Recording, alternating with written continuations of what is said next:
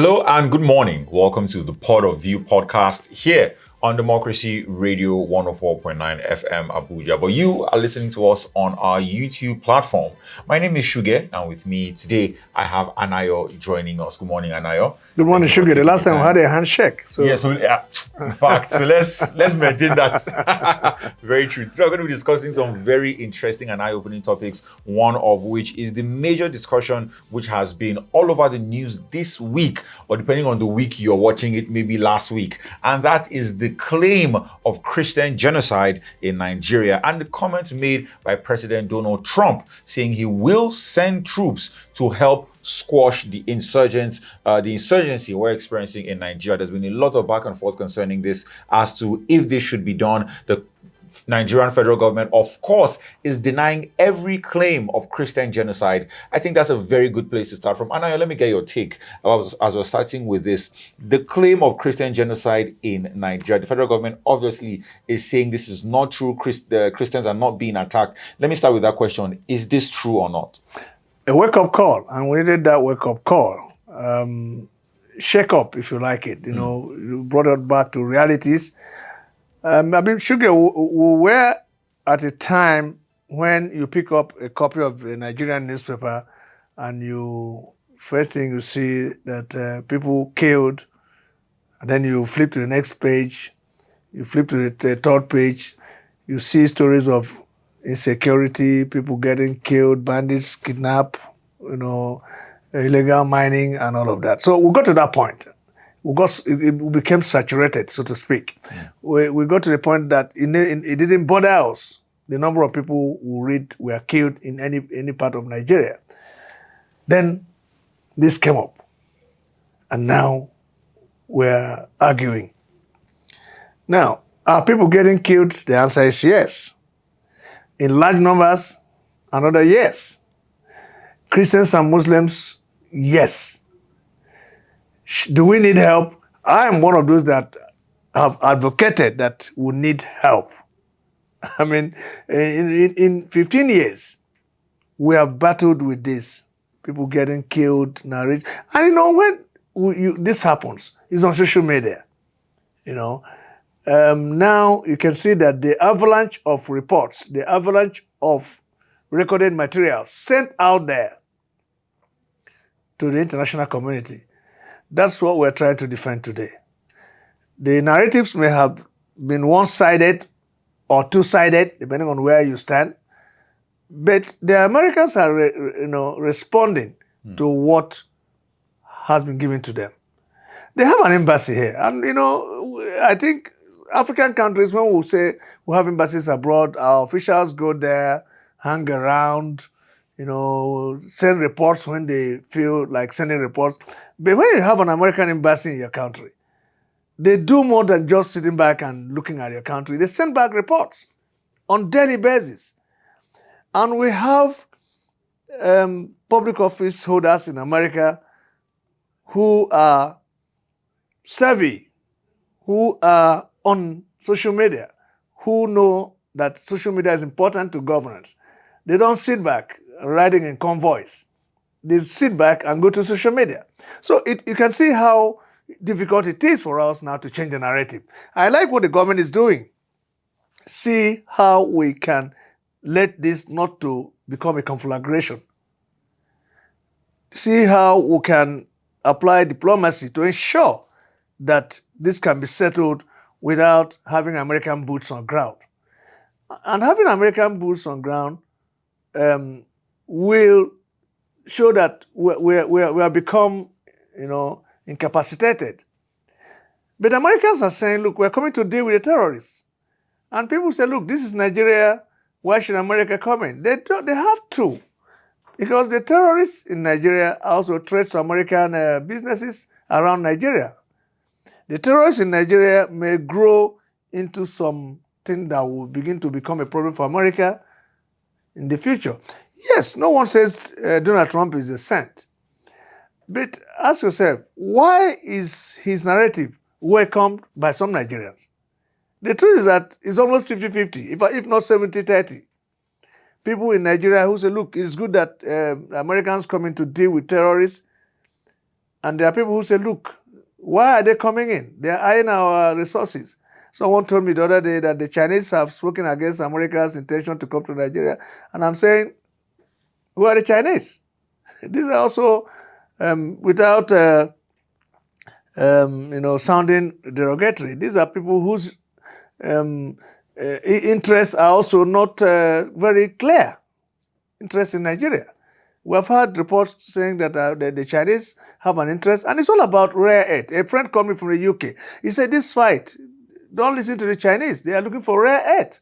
And Americans are also interested in rare earth. But maybe the Americans have a bigger reason to intervene. They have a reason. They say, look, because of terrorists. That could be their reason. They may have motives. But are the Chinese doing us a favor? Are they doing it out of compassion for Nigerians? Those are the questions that remain unanswered. But Nigerians, quite a lot of them, think that we need to get rid of terrorists. And they didn't stop, even after the Trump threat. We still had killings. We still had movements. We still have movements. But one thing is noticeable. It's like the terrorists themselves also understand that the Americans may be serious. In the past couple of days, there have been movements of terrorists, moving from one location to another. Maybe they're also trying to realign. Just this morning I was reading somewhere in the newspapers where it said commercial flights now avoid the Chad area, the one close to Nigeria, where these guys are concentrated. Maybe they also know that the American threat is not just for the fun of it. So that's where we are. Whether people are getting killed, yes. Should we get rid of terrorists? Yes. So how and when is why we're all debating on it right now. Well, I think the major challenge now is the narrative being pushed, because the media is not helping. If you're looking at the headlines that we've seen throughout this week, the headlines have said Trump expresses plans to invade Nigeria. That's not what he said, and I want to get your take on that. Also, simply because yesterday, being Thursday, we also heard that his Department of War, which he renamed from the Department of Defense to the Department of War, I'm just saying that to show you, how much drive this person Donald Trump has. His Department of War submitted plans to the presidency on how they can carry out airstrikes to target insurgents. How can we work on this narrative that the media keeps pushing, that Trump wants to invade Nigeria, where now you can just go on the street and you hear the average Nigerian having conversations of yes, Trump should invade Nigeria, making it sound like it's a sort of it's not between two countries. Okay. Trump was specific in his comments. He said, "We're coming in to remove the terrorists, yes, swift," and he used such adjectives. It's not about, and of course, the headlines.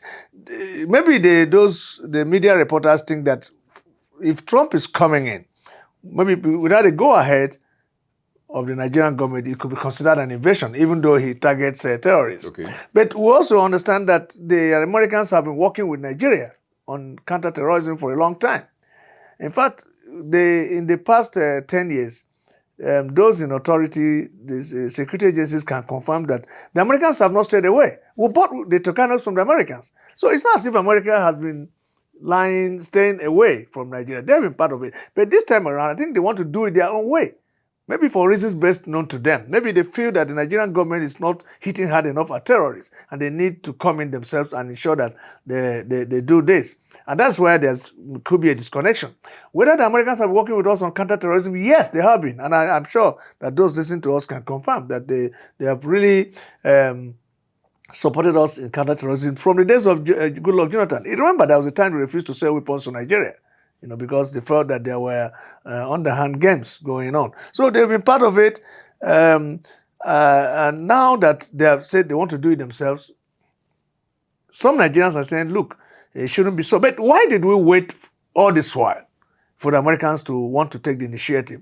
I mean, we got to a point where it was like, way of life. People get killed. It doesn't matter whether they are Christians or Muslims. We got to the point where bandits held press conferences, sat in their homes, and addressed the public. We had people attending weddings where bandits were identified. So you think the Americans will find it outlandish You know that some people holding government offices in some states are having a party with bandits. But to those governors, to those people in those states, it was like, well, we're trying to make a peace deal. I mean, you make a peace deal. We're here that the peace deals are failing. Yes. Weeks after a peace deal was made in Katsina State, the bandits came and unalived two community leaders. That is in the news. So I think and for those also in politics, it could be business. I mean, the Americans are like, look, get down to business. Make sure that these guys are taken out, except you are doing business with them. I'm talking about in the states right now, not necessarily at the center where President Tinubu is there. So, and that is why the president just came out to say, look, we're going to find a diplomatic means. The Americans are asking for a hard-hitting strategy. Trump, that's the kind of, he's a Republican, that's what they will do. Maybe the Nigerian government wants a softer approach. But we all agree that these guys will have to leave because they are converging on Nigeria. We can mention the names of terrorist groups that have been reported to have taken over. We have the Lakaroa. We have one mentioned Mahmouda. There's one with J beginning, the acronym begins with J. We have Boko Haram. We have ISWAP.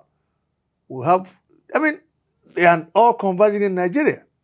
But with the American intervention, just a tweet from Donald Trump, we're also hearing that they are beginning to, see ways of how to get away from Nigeria. Recently, it was reported that Chad had to block its boundaries. Yeah. But the truth is that the Americans know where these guys are.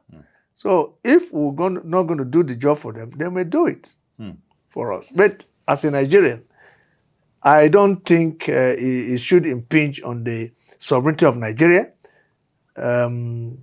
I think the government should find a way of working with the American government to see that those who will be losers at the end of the day will be the terrorists and bandits. Okay, just so that we don't overflog this topic, my last question concerning this is the legislature recently, just yesterday also, we saw in the headlines, had a meeting with diplomats across the country discussing and going over, what is currently happening in the country, trying to explain to them that there's no case of Christian genocide happening. It was a simple insecurity and things like that. My question is, do you see President Donald Trump right now, with the stance he has taken, as somebody who would want to have a sit down, maybe with the president or the vice president, to sort of understand our approach that we've been taking to the insecurity challenge, and maybe approaching this from a diplomatic standpoint, first of all, before going, towards, as he put it, guns are blazing coming into the country to handle the crisis? I hope it works that way. I hope Trump is patient enough to allow this diplomatic process to go through. I remember it happened to Iran. I'm not sure that the Iranians expected a B-2 bomber to come in at the time it came in. But in the case of Nigeria, I expect him to understand that it is a complicated process, and except the Americans know where the terrorists are located, and I can assure you that they do know. But what they should do is to liaise with the Nigerian government and ensure. But also that we have had reports of sabotage, where people who are supposed to be working for the Nigerian armed forces or security agencies go out to give information to these individuals.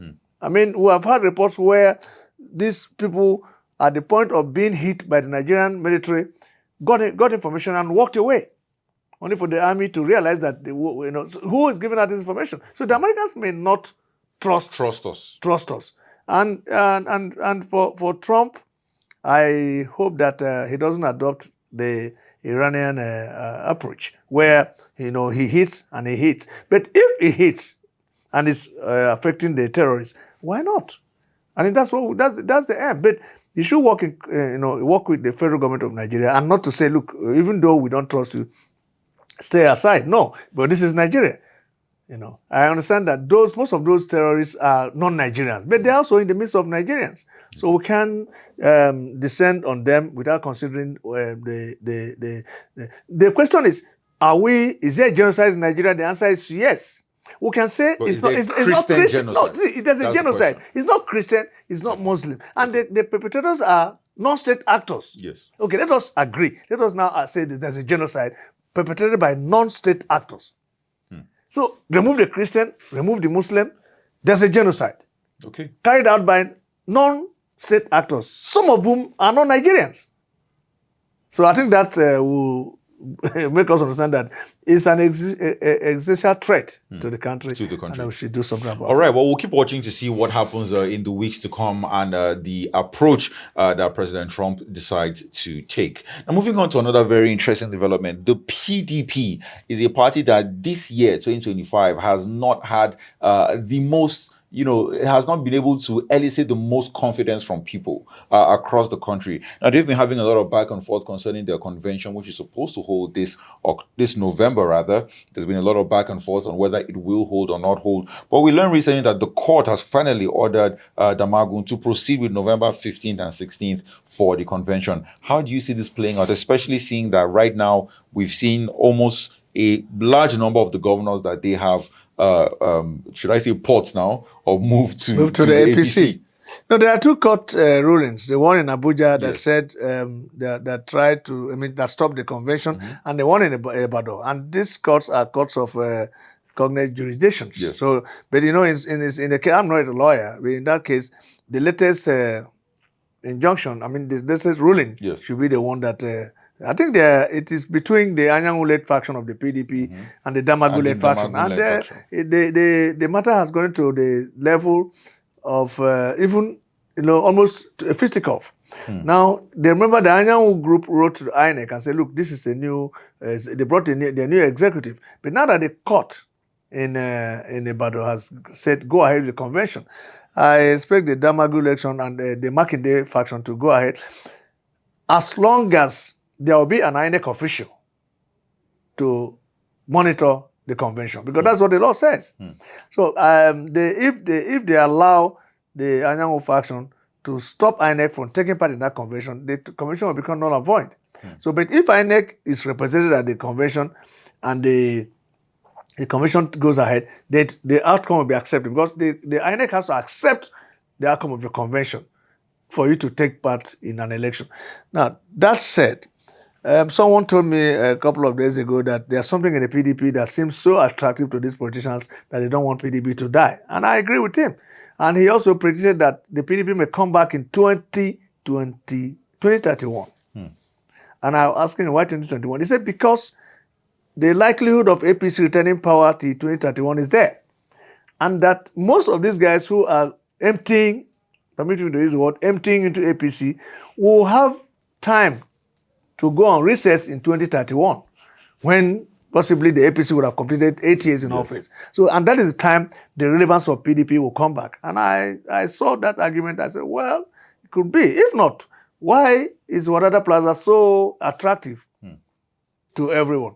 The Minister of FCT is still a member of the PDP. We have not had the governor of Rivers State say he has left the PDP. The governor of Bauchi is there. The governor of Oyo State is there. And there are other governors. Even with the exodus of governors and political officials, the PDP remains. Why? That's a big question. Because it could serve as a platform for 2031. Right? Not likely to have to be a platform in 2027 based on the political algebra, the calculations we are seeing now. You can see that the ADC came and has not shown any sign of, becoming the real opposition. I don't know what has happened to ADC. There were celebrations when they came, but suddenly the fire has gone out of the ADC. Maybe it's also a strategy to come back in 2027. They are the ones that really are serious about 2027. But the PDP now is a struggle for survival. If they do, 2031 or so should be the time for them to come back. And who says that after 2031, the APC will not suffer the same illness that happened to the PDP in the past? So they could also suffer political stroke and then become invalid. And then these guys will begin to look for ways to go to other parties to find what they can do for themselves politically. Okay. Well, one final story we touch on before we wrap up the discussion is ASU has gone, or rather, has given multiple warnings that they're going to go on strike this year, and I think they've gone on one or two. I stand to be corrected. Major strikes, this year. But most recently, they're accusing the federal government for withholding 50 billion naira, and they're calling for the sack of the Minister of Education. How do you see this playing out for ASU? Because they've been through so much this year. There's the meme on the internet of that has a headline reading, that the federal government sends fake alerts to ASU, which is very funny when you think about it. But it's not. I don't. At this point, I don't know if we can say that's far fetched, because they have gone on multiple strikes. They've given multiple warnings that look, they have outstanding payments that have not been made. They had agreements with the federal government that the federal government reneged on and refused to pay them monies of their outstanding fees, salaries, and things like that. How do you see this playing out for the Minister of Education, for the president, and for ASU? Well, I should be concerned more about how it plays out for the students in school. I remember my NYC certificate reads a particular year, and my year of graduation reads, another year. So when I go for interviews, they said, "Okay, What were you doing in the what time? were you doing? Were you in court? Were you were you sacked from school?" I said, "No." I gave the reason. It was about ASU strike, and it was Okay. about a particular ASU strike that has to do with the June 12th election. Okay. So I keep explaining. Okay. Yeah. So I understand how it will affect students who are in school today, mentally, psychologically. Before they went on the 2 weeks morning strike, my friend's son was on his way to Port Harcourt. He had left the house with food items, monies, and everything. The next day, the announcement was made. And my friend was like, "Should I call back my son? Because I've already given him money." Okay, let's say if he gets there, he will start using up those food items. And Yes, of course. so what do? I said, Yes. "Please, the young man has left for Port Harcourt, let him ride." So when that one finishes, after 2 weeks, when we send more. So you can see where they push parents and those guardians. So it's the story of ASU and the federal government is one that has lasted for long, and there has to be an end. The university lecturers are academicians, and they need to be treated properly. If you're, on one hand, we're going to make a rule that makes it mandatory 14 years prison service for a lecturer. We talked about this morning, to go to jail for sexual harassment of people in school. We should also place them at a level where they will take their eyes off silly things like that. You understand? There's a way. There's a level lecturer should be. You shouldn't have lecturers, feeding from hand to mouth. Because like I said, the devil, the empty mind is the devil's workshop. So if you put lecturers at a particular level, then such punishments can be stiffened. But when you leave them at the level of the grassroots, you see them doing all sorts of silly things. So the government should try. It doesn't have to do with the sacking of the minister. If you sack the minister and bring a new minister, the matter is still there. And government should look at, when we borrow, we should borrow taking a look at lecturers. They are also serving the people and the government. If you have students out of school, it's not a good idea. And with universities churning out the number of students every year that will have to go through the National Youth Service Corps, compulsory National Youth Service Corps program, you find out that any break will affect. And at the end of the day, you see, a pile up on the other side. Exactly. Graduates on the streets, and increase in the use of drugs, increase in the use of criminality, and all of that. If we are borrowing, we should also factor in education. Even though I know that in the health sector, the doctors are talking, even in the university system, even in the education system, you still have to deal with ASUP, academic staff, polytechnics. We're not talking about ASU. We're not talking about NASU, or and others who are still within the university environment. I've not heard from the NUT in a long time, and I'm not sure they are going to say, "Look, our problems are over." So it's a long list of things to be settled. And I really think that it has to be what someone has suggested, declaring a state of emergency. In how many sectors will the government declare states of emergency? In health, in education. But simply put, my position is that if we're going to borrow, let's borrow money. Yes, it's allowed. I mean, no law says a country cannot borrow. Yeah. But let's see how we can set in our write off some of this, and then cut corruption. Yes. Next year, the tax acts will become active. Yes. So as we make more money, let's settle our debts. Yes. Yes. Okay. All right. Unfortunately, that's all we have time for on today's edition of the Pod of View podcast. My name is Shige. Once again, I'm here with Anayo. I think we should end it with another handshake. Yes, this time warmer. Exactly. Thank you very much for tuning in. See you next week on another edition of the program.